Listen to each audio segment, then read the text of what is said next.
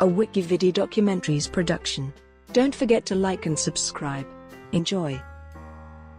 Pakistani General Election, 2018. General elections were held in Pakistan on Wednesday the 25th of July, after the completion of a 5-year term by the outgoing government. At the national level, elections were held in 270 constituencies, each electing one member to the National Assembly. At the provincial level, elections were held in each of the 4 provinces to elect members of the Provincial Assemblies. As a result of the elections, the Pakistan Tehreek-e-Insaf became the single largest party at the national level, both in terms of popular vote and seats. At the provincial level, the PTI became the largest party in Punjab and remained the largest party in Khyber Pakhtunkhwa. The Pakistan People's Party remained the largest party in Sindh, and the newly formed Balochistan Awami Party became the largest party in Balochistan. Opinion polling had consistently shown leads for the Pakistan Muslim League over the PTI. From an 11-point lead, the PML-N's lead began to diminish in the final weeks of the campaign, with some polls close to the election showing PTI with a lead. In the final result, the PTI made a net gain with 31.82% of the vote, whilst the PML-N made a net loss with 24.35%. In the lead-up to the elections, there had been allegations by some international journalists and scholars about pre-poll rigging being conducted by the judiciary, the military and the intelligence agencies to sway the election results in favour of the PTI and against the PML-N. Almost all parties, excluding Pakistan Tehreek-e-Insaf, alleged large-scale vote rigging and administrative malpractices.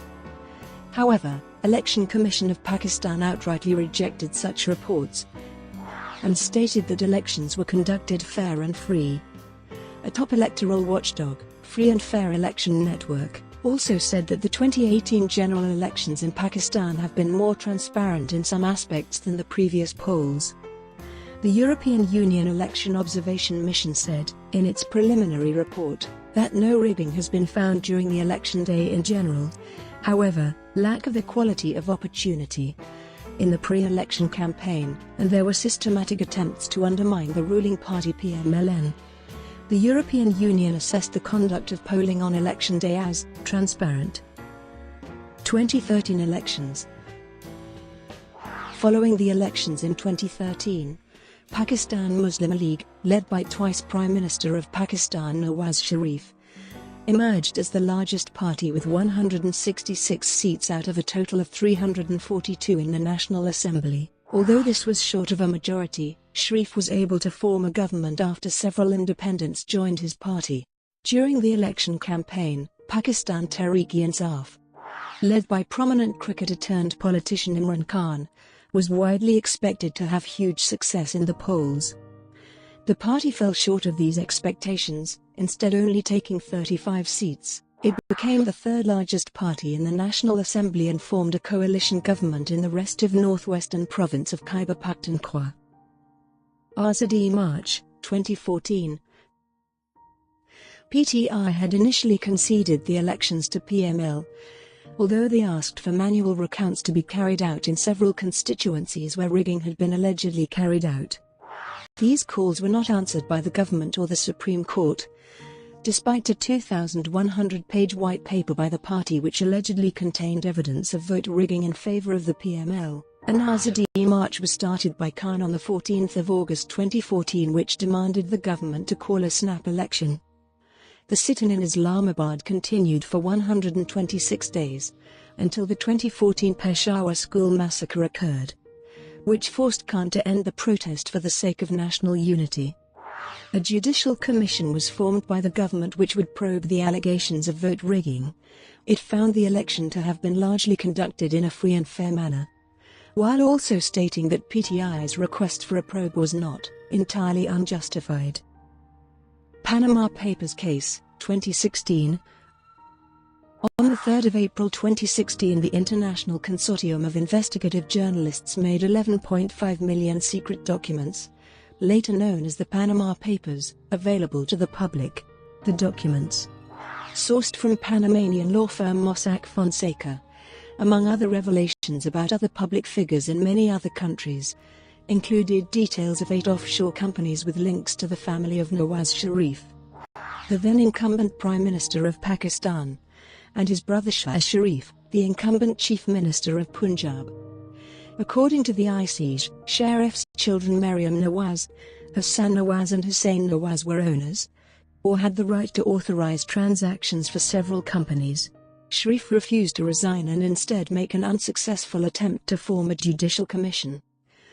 The opposition leader Khan filed a petition to the Supreme Court of Pakistan on the 29th of August seeking the disqualification of Sharif from the premiership and as a member of the National Assembly.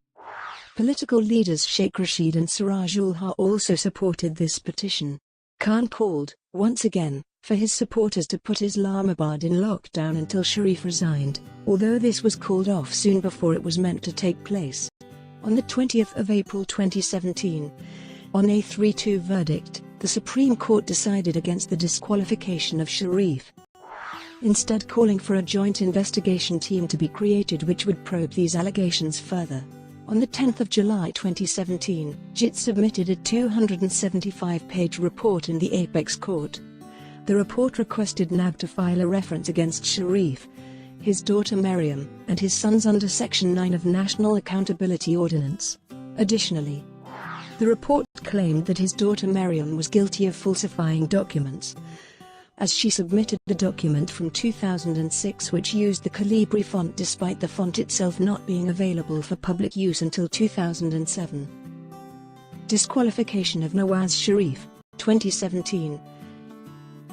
On the 28th of July 2017, following the submittal of the JIT report, the Supreme Court unanimously decided that Sharif was dishonest, therefore not fulfilling the requirements of Articles 62 and 63 of the Constitution which require one who holds public office to be Sadiq and Amin. Hence, he was disqualified as Prime Minister and as a member of the National Assembly. The court also ordered National Accountability Bureau to file a reference against Sharif, his family and his former Finance Minister Ishaq Dar on corruption charges. Electoral system. The 342 members of the National Assembly are elected by 2 methods in 3 categories. 272 are elected in single-member constituencies by first-past-the-post voting, 60 are reserved for females, and 10 for religious minority groups.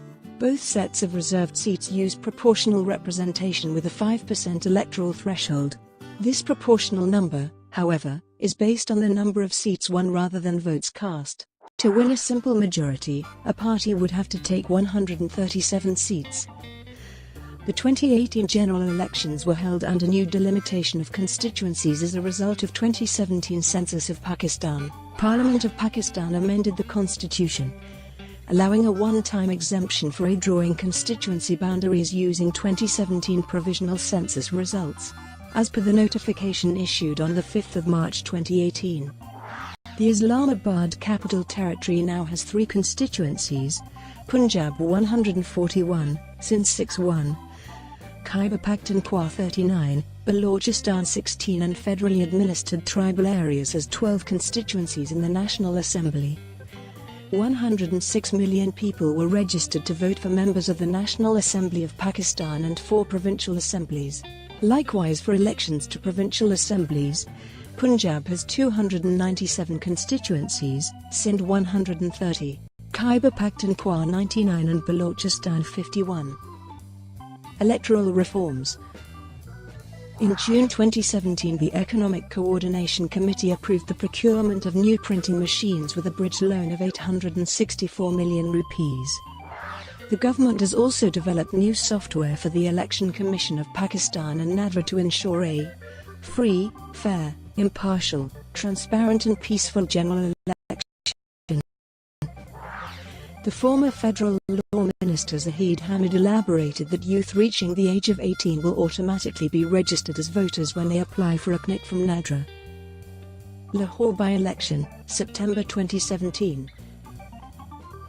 The first of these was the by-election in Sharif's former constituency, No 120 Lahore, which is located in the capital city of the Punjab province, a province where the PML was the ruling party. It retained this seat. albeit with a much reduced majority due to gains by the PTI and minor Islamist parties. Peshawar by-election, October 2017. The second of these was a by-election in Peshawar, capital city of the Khyber Pakhtunkhwa province, where the Pakistan Tehreek-e-Insaf vertical bar was the ruling party. NAFA once again voted for PTI.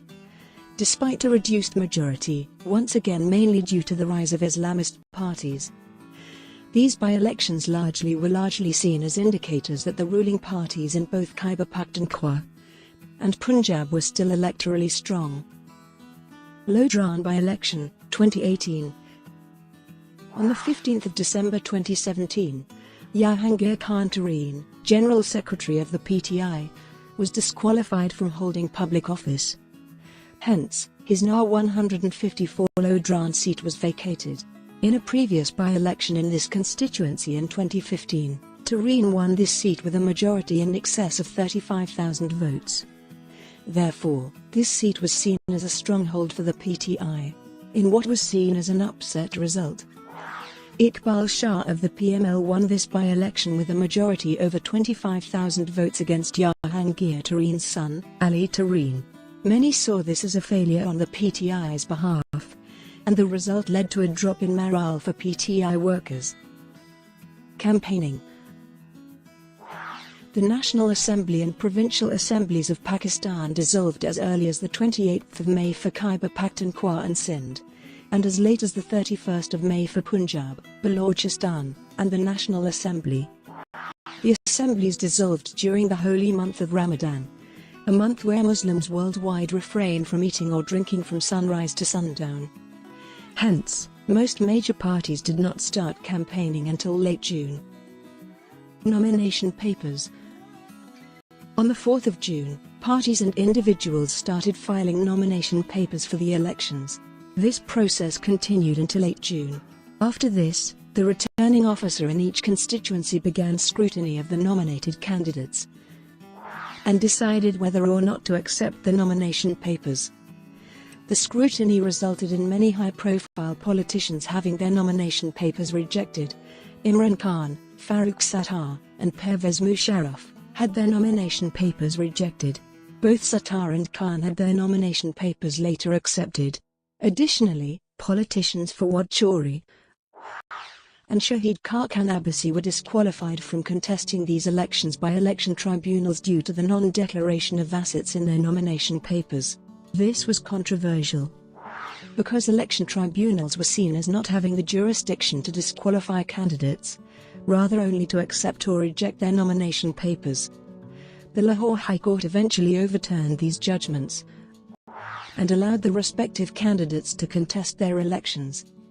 Two major politicians of Tehreek-e-Insaf from Chakwal, Sardar Ghulam Abbas and Sardar Aftab Akbar Khan, were disqualified to contest elections, producing major problem in Chakwal district for the party. Analysis. A pre-poll, swing, analysis showed that out of a total 272 constituencies, 30% were big wins. Out of these, 56% belonged to Pakistan Muslim League, 18% to Pakistan People's Party, 16% to Muttahida Qawmi Movement, and 9% to Pakistan Tehreek-e-Insaf. The same was also reflected in election hat-tricks analysis, in which there were 22% hat-trick seats, out of which 47% belonged to PML-N, 24% to PPP and 15% to MQM. As the PTI didn't contest the 2008 elections, it was excluded from this list of seats. The role of electable candidates was only a major factor in 4% of constituencies. Swing constituencies greatly rely on opinion polls, the latest of which show the PML-N and PTI being in a close contest. Conduct. There were 272 national and 577 provincial assembly constituencies, contested by over 3,600 and 8,800 candidates respectively. A total of 811,491 staff were deployed for election duties as presiding officers, assistant presiding officers, and polling officers. in addition to 371,000 armed forces personnel who provided security duties alongside police and other law enforcement agencies. There were 85,317 polling stations set up, comprising over 242,000 polling booths. Pre-poll. There have been allegations by some international journalists and scholars, claiming that there was a plan between judiciary and military bodies to influence the outcome of the election. These allegations were also made by the outgoing PML-N following Nawaz Sharif's disqualification for corruption. It was suggested that alleged goal of these attempts was to halt the party of Nawaz Sharif from coming into power and to bring the results in favor of PTI, so that Imran Khan, who is alleged as close to the military, can be installed as the Prime Minister. Khan has denied these allegations as a foreign conspiracy and against the facts, while the military also categorically rejected them. There have been claims of PML's campaign material being ripped apart by authorities while leaving alone material belonging to PTI. There have been suggestions that candidates belonging to PML have been coerced by IC to switch to those parties whose future government can be better controlled by military. On the last day of scrutiny of nomination papers, 7 PML candidates from southern Punjab returned their tickets, leaving no option for PML to field replacement candidates, depriving them an opportunity to win those seats. There have also been reports of election engineering by army and intelligence agencies in Balochistan province in favor of Balochistan Awami Party. Reports further suggested that there was evidence of collusion between the judiciary and military, in that 2 military officials were appointed to the joint investigation team to investigate corruption allegations against former Prime Minister Nawaz Sharif, which were further strengthened by the circumstances of the Evenfield case verdict against the sheriffs. Justice Shaukat Aziz Siddiqui, an Islamabad High Court senior justice, released a statement on the 22nd of July alleging that judges were pressured by IC not to release Sharif before the election. However, he provided no evidence and was at the time facing corruption and misconduct charges pending at the Supreme Judicial Council, leading to rumors about the timing of his statement. Pakistan's Chief Justice Saqib Nisa said he felt saddened at Siddiqui's comments, and whilst criticizing them, stated that, as the head of judiciary, I assure you that we are not under any sort of pressure. There have been allegations that the micromanagement of political parties and the censorship of the newspapers, social media and TV channels is to further influence the election result. An official from the Human Rights Commission of Pakistan stated that the level of army interference and political engineering is unprecedented. Another institution, the National Accountability Bureau, has been described as being used by military intelligence agencies, including IC, to bring politicians in line by threatening to bring corruption cases against them. Due to interference by military and intelligence agencies, the Financial Times described these elections as the dirtiest in years.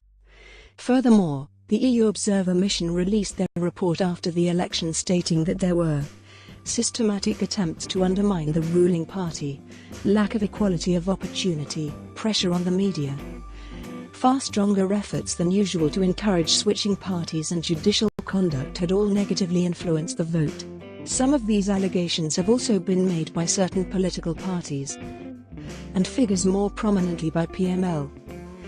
Among the politicians, Farhatullah Baba has been very vocal against the election meddling by military, describing it as a creeping coup against civilian authority. Raza Rabbani also leveled same allegations, including the Election Commission of Pakistan, National Accountability Bureau and security agencies as the culprit behind pre-poll rigging.